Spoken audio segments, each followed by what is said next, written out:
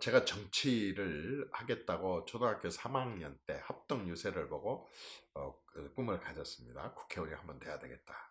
그게 지금 62, 이제 내년에 63입니다만은 2020년이면 제가 63, 63이 됩니다만은 초등학교 10살 때, 3학년 때 가졌던 꿈이 아직도 변함이 없이 국회의원입니다. 그 국회의원을 하면서 이제 국회의원에 대한 꿈을 두다 보니까 자연히 읽어진 책들이 자서전이나 또는 그 전기전집이나 이런 걸 많이 읽게 되더라고요. 저한테 지금 많이 갖고 있는 책 중에 몇 가지가 토니 블레어, 또 말하자면 그 마크롱, 뭐 이런 사람들 책이 많이 있고 낙하손의 책도 여러 권 거의 하면 뭐 아주 많이 있습니다. 그런데 제가 참 정말로 존경하는 분 중에 한 분이 세종대왕입니다.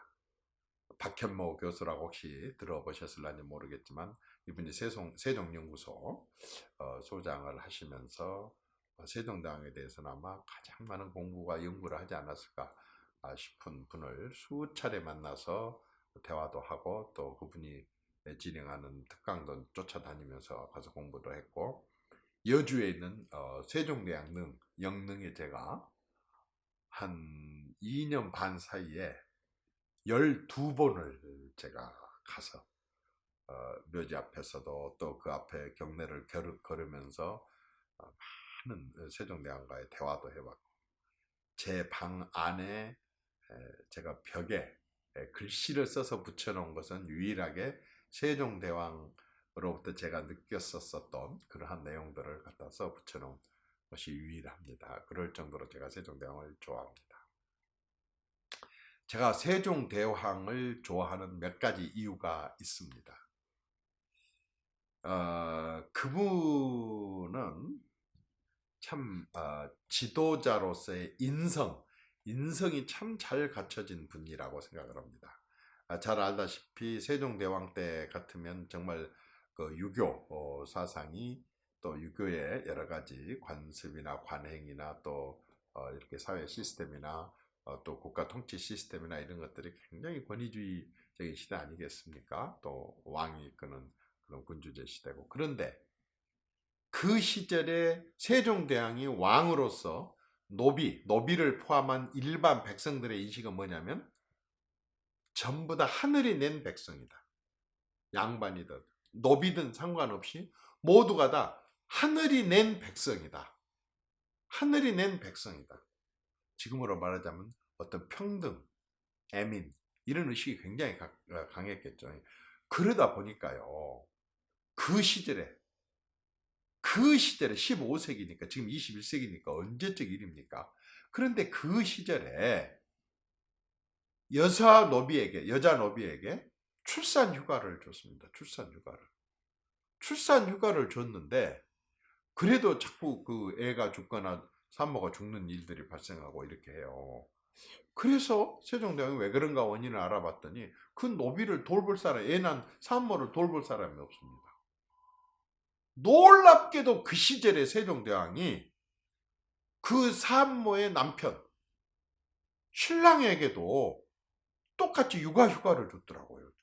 신랑에게도 출산 휴가를 줬다니까요. 그 시절에 지금 근세기에 들어와서도 뒤늦게서 우리가 지금 하고 있기도 하고 아직 적응도 잘 못되고 있는 이 휴가를 세종대왕 시절에 노비와 노비 남편에게 줬습니다.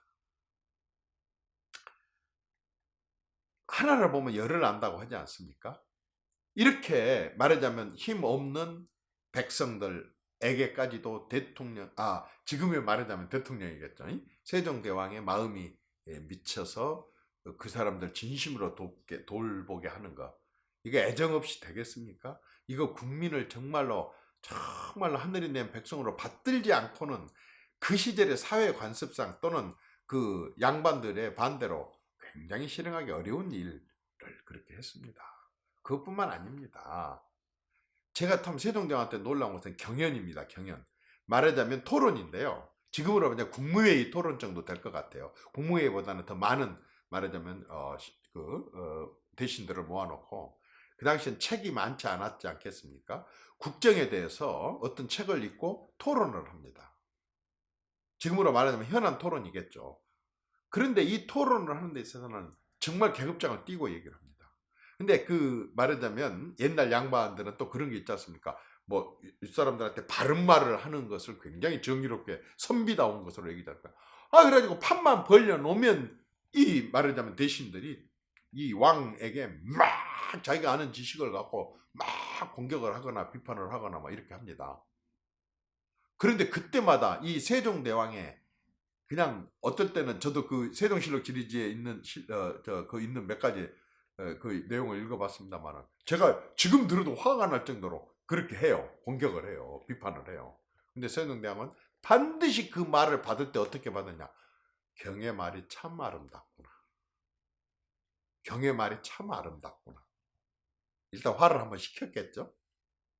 그런데 하고 이 세종대왕 또 못지않게 공부를 많이 해. 엄청나게 책을 많이 읽었지 않습니까? 네가 어느 사례를 들어서 이렇게 얘기를 했는데 다른 책 어디를 보면 이게 있고 또 다른 책 어디를 보면 이렇게 있고 박살을 냅니다. 그래놓고 세종대왕이 항상 강조하는 말이 있습니다. 짐이 통치하는 기간 동안에는 말로서 처벌받은 사람들은, 말로서 불이익을 받은 사람은 없을 것이다. 완전히 언론을 터놨습니다. 요즘에 이런 지도자 있을까요? 있으면 참 나라가 이렇게 정치로 시끄럽지는 않았겠죠. 대단하십니다. 또 탕평책입니다. 탕평책. 그리고 연좌제를 폐지했습니다. 그 시절에도. 자기 아버지가, 자기 할아버지가 영모에 관여돼 있거나 정말로 옳지 않고 정말 무서운 그 시절에 벌을 받고 했던 사람도 그 자식들이나 손주들이나 똑똑하면 따지지 않고 발탁을 했습니다. 그리고 말하자면 서울 출신도 재상으로 발탁을 하고, 그리고 말하자면 역관이죠. 말하자면 그런 사람들도 과감하게 발탁을 해서 아주 기회를 많이 줬었습니다. 저는 그분의 그 인재를 발탁해서 하늘로부터 타고난 재능을 가진 사람들을 과감하게 발탁을 해서 적재적소에서 쓰면서 그 사람이 큰 능력을 발휘할 수 있도록 했다는 게 놀랍습니다. 외국인 한 사람이 분석을 해놨습니다. 지금같이 노벨 과학상이 있다고 한다면 그 시절에 세종대왕 때 살아왔던 시절에 어느 나라가 몇 개나 받아갔을까라고 조사를 했는데요. 중국은 3개, 일본은 하나, 조선은 19개를 받았을 것이다. 이렇게 분석해놓은 책도 있어요. 맞을런지는 모르겠지만 어쨌든 그만큼 과학 분야에도 아주 소홀하지 않았다는 거죠. 또 있습니다. 참 이분은 어떤 정책을 시행하면서 꼭 시범지역을 시행을 했습니다.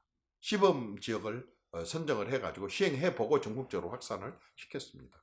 그리고 변장을 하고 꼭 그렇게 일반 그 서민들이 사는 삶 속으로 수시로 들어가서 보기도 했었습니다.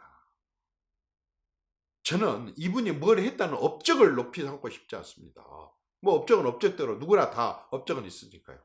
나는 이분이 갖고 있는 백성들에 대한 인식, 국가 지도자로서의 인식, 이러한 사고방식과 인식, 이것에 대해서 정말 높이 사고 싶었던 것입니다. 저는 정말 이렇게 학문을 중시하고 이렇게 토론을 중시하고 이렇게 언론을 터주고 이렇게 탕평책을 치면서 인재를 중시 여기고 그리고 백성들이 필요로 하는 거 하나하나를 챙기고 그리고 강압적으로 그냥 정부에서 정책에서 만들었고 툭 던지면 너희들은 무조건 따라라고가 아니라 이렇게 많은 말하자면 실험을 통해서 배려를 백성들에게 하는 이런 지도자가 왜 안 나올까 걱정하고 또 바라보기도 합니다.